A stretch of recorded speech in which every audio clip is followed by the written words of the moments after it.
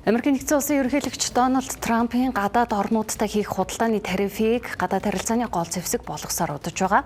Тэгвэл өчигдөр Америкийн нэгдсэн улс Канада улстай хоёр орны цаашдын худалдаа эдийн засгийн харилцааны тал дээр зарим тохиролцоонд хүрсэн байна.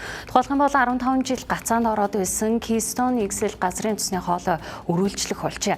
За энэхүү хоолой нь Канадын Альберта мужаас Америкийн нэгдсэн улсын Техас хүртэл өдөрт 800 мянга гаруй баррел газрын тос тээвэрлэх хүчин чадалтай ба хоёр орны эдийн засаг төдийгүй дэлхийн газрын тосны нийлүүлэлтэд чухал нөлөөтэй юм.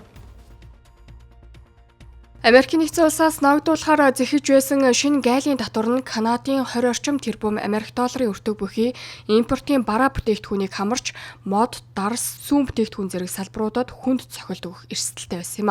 Цагаан ордны гаргасан мэдээлэлд дурдсанаар сүүн бүтээгдэхүүн, согтууруулах ундаа, автомашины татвартай холбоотой Америкийн нэгдсэн улсын тавьж байгаа шаардлагыг шийдвэрлэх амлалтыг Канадын тал өгсөн гэжээ.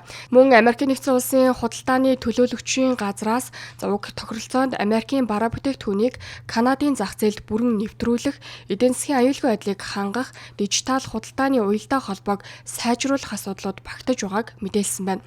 Хэлцээрийн гол маргаантай сэдвүүдийн нэг нь автомашины татвар байсан бөгөөд талууд Канадын автомашинд ногдуулах Америкийн нэгдсэн улсын татварыг 25%-аас 15% хүртэл бууруулах, мөн автомашинд орсон Америкийн эдийн эзлэх хувийг харгалзан татварыг улам хөнгөлөх хувилбарыг хэлэлцжээ. Гэвч уг хөнгөлөлтийг тооцохдоо зөвхөн Америкийн нэгдсэн улсад үйлдвэрлэгдсэн эдангийг тооцох уу, эсвэл Хойд Америкийн буюу Канада, Мексикийн эдангийг нийтэд нь хамруулах уу гэдэг дээр талуудын санал зөрөлдсөн хэвээр байна. Үүнтэй холбогдуулан Канадын төлөөлөгчид Вашингтонд хүрэлцэн ирж Америкийн нэгдсэн улсын албаны хүмүүстэй эрчимтэй хилцээ өрнүүлж байна. Түүнчлэн ерөнхийлөгч Трамп өөрийн цахим хуудастай 2021 онд цуцлагдж байсан Keystone XL газрын тосны хоолойн төслийг дахин сэргээх боломжтойг дурдсан нь ихээхэн анхаарал татлаа.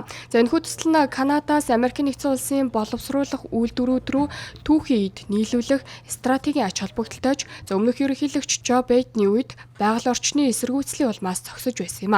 Трамп тарифын бодлогыг гадаад харилцааны гол хөшүүрэг болгон ашиглаж байгаач худалдааны ийм огцом шийдвэрүүд нь Хойд Америкийн чөлөөт худалдааны гэрээний хэрэгжилтэнд ноцтой сорилт болж байгааг шинжээчид сануулж байна. Хэдийгээр талууд шинэ гаалийн татварын хэрэгжилтийг 72 цагаар хойшлуулж төрөх хугацааны амсгийлт авсан ч эцсийн баримт бичгийг баталгаажуулах хүртэл тодорхойгүй байдал хэвээр байна.